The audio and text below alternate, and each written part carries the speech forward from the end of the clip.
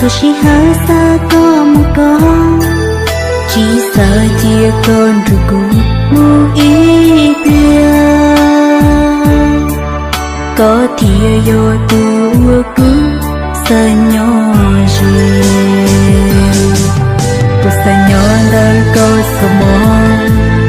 Thôi chỉ hơi xa mua có sự, chỉ sợ chia con rồi cũng mua ý bia.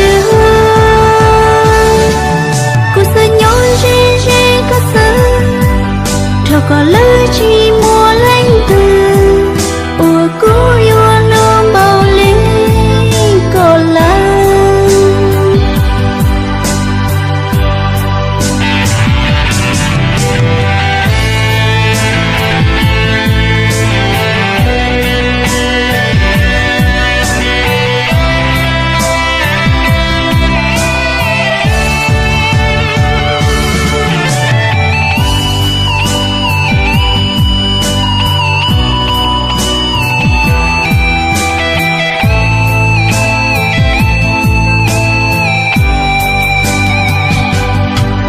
Cô sẽ nhón đời có xuân đĩa, thôi thôi mua xa mua con gió, xa bừng đôi có ý ra ta mua ly. Cú xa nhon riêng nó có lúc lâu thìa,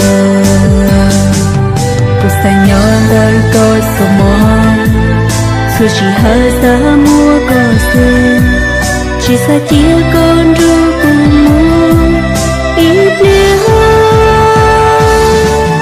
Cô sợ nhón rê có sợ, thao có lời chỉ mua lánh từ ủa cũ yêu nôm bao lý có lắm.